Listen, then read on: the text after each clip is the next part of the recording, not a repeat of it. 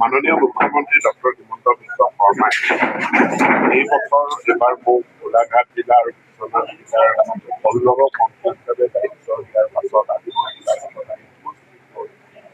জিলা আয়ুক্তৰ কাৰ্যালয়ত মূলতঃ জিলাখনৰ যিটো বানপানীৰ ক্ষেত্ৰত প্ৰস্তুত তাত প্ৰিপেয়াৰনেছ এই সম্পৰ্কে এখন পৰ্যালোচনামূলক জিলাখনত ব্ৰহ্মপুত্ৰ মূল নদীৰ উপৰিও কাকডোঙা বা গেলাপী আমাৰ অঞ্চল এই সময়সমূহ আছে আৰু ব্ৰহ্মপুত্ৰ নদীত আমাৰ 64 কিলোমিটাৰ মথাউৰি আছে। ইয়াত আমাৰ ফ্লাড প্ৰিপেয়াৰনেছ কি আছে, আমাৰ জলসম্পদ বিভাগৰ প্ৰিপেয়াৰনেছ, আমাৰ বানপানী হ'লে public engineering department, agriculture department, তেওঁলোকৰ ভেটেনেৰী ডিপাৰ্টমেণ্ট, ডিপাৰ্টমেণ্টৰ প্ৰস্তুতি কি আছে আগতীয়াকৈ সেই সম্পৰ্কে আজি আমি পৰ্যালোচনা কৰোঁ আৰু সংযুক্ত ভিজিলেন্সৰ খুবেই গুৰুত্বপূৰ্ণ, কাৰণ অসমত আমি অসমক বানপানী মুক্ত কৰিব বিচাৰিছোঁ। যিখন অসমত এটা সময়ত মথাউৰি ছিগিছে, যোৱাবাৰ আমি এটাও আমাৰ মথাউৰি তাৰ আগৰ বছৰ অকল 3 ঠাইত মথাউৰি আৰু মই গোলাঘাট জিলাৰ দায়িত্ব লোৱাৰ পাছত আমি ৱাটাৰ ৰিচোৰ্চ ডিপাৰ্টমেণ্টত ক'ৰবাত যদি ভালদৰেবোৰ পইণ্ট আছে আগতীয়াকৈ জনাব লাগে। বানপানী আহিব, বানপানী গুচি যাব, কিন্তু আমাৰ মথাউৰি ছিগিব নোৱাৰে। তাৰ কাৰণে আমি ব্যৱস্থা গ্ৰহণ কৰিব লাগিব। বানপানী হ'লে, দুৰ্যোগ হ'লে আমি প্ৰস্তুত থাকিব লাগিব সাহায্য দিয়াৰ ক্ষেত্ৰত বা উদ্ধাৰ অভিযানৰ ক্ষেত্ৰত।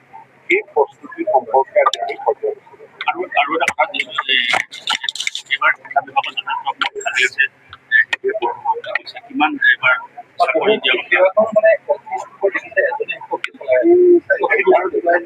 মাননীয় মুখ্যমন্ত্ৰীয়ে ইতিমধ্যে ঘোষণা কৰিছে যে এইবাৰ লক্ষ্য 2 লাখ, যোৱাবাৰ 1,65,000 অহা 5টা বছৰত 2 লাখ। স্বাভাৱিকতে শিক্ষা বিভাগত যথেষ্টখিনি ভেকেঞ্চি আছে। বহু লোক প্ৰায় 50,000 শিক্ষক অহা 5টা বছৰত তেওঁলোকে অৱসৰো গ্ৰহণ কৰিব। গতিকে তাৰ বিপৰীতে 5টা বছৰ পৰ্যায়ক্ৰমে মূল্যবৃদ্ধি হৈছে, যাৰ প্ৰভাৱ মধ্যাহ্ন ভোজন দিয়া হয়, তাতো মনত পৰিছে। কাৰণ এডুকেশ্যনত 6 টকা 8 পইচা দিয়া হয় আৰু এম ই স্কুল বা হাই স্কুলত 10 টকা 83 পইচা দিয়া হয়। গতিকে যিদৰে খাদ্য বৃদ্ধি হোৱাৰ সম্ভাৱনা আছে নেকি? প্ৰথম কথাটো হ'ল যে চাউলটো আমি আগতীয়াকৈ বেলেগে, গতিকে আপোনাৰ 6 টকাৰ ভিতৰত চাউলটো সন্নিৱিষ্ট হৈ নাথাকে। 2 নম্বৰ, আমাৰ কমিউনিটি পাৰ্টিচিপেশ্যন ইয়াত এটা ঠাইতে আমি খুব ইম্পৰ্টেণ্ট কম্পনেণ্ট সমগ্ৰ শিক্ষাৰ যে শিক্ষানুষ্ঠানটো কেৱল এটা চৰকাৰী অনুষ্ঠান নহয়, ই এটা ৰাজহুৱা অনুষ্ঠান, ই এটা কমিউনিটি আৰু এই কমিউনিটি পাৰ্টিচিপেশ্যনটোৰ ওপৰত যেতিয়া ইভালুৱেশ্যন হয়, আমাৰ গুণোৎসৱত ইভালুৱেশ্যন হয় বা ভাৰত চৰকাৰৰ পাৰফৰ্মেঞ্চ ৰেটিং ইণ্ডেক্স ইভালুৱেশ্যন হয়, আমি কমিউনিটি পাৰ্টিচিপেশ্যনটো চাওঁ।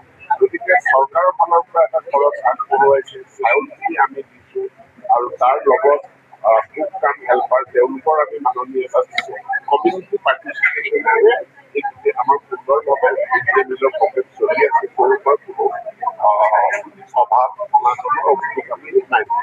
নিযুক্তি প্ৰক্ৰিয়া আৰম্ভ হ'লে কেতিয়াবা সোনকালে, যিমান পাৰোঁ সোনকালে কৰিম। আৰু এইবাৰ থাৰ্ড গ্ৰেডৰ যিখিনি প্ৰমোশ্যন দিয়ে বা আপগ্ৰেড কৰা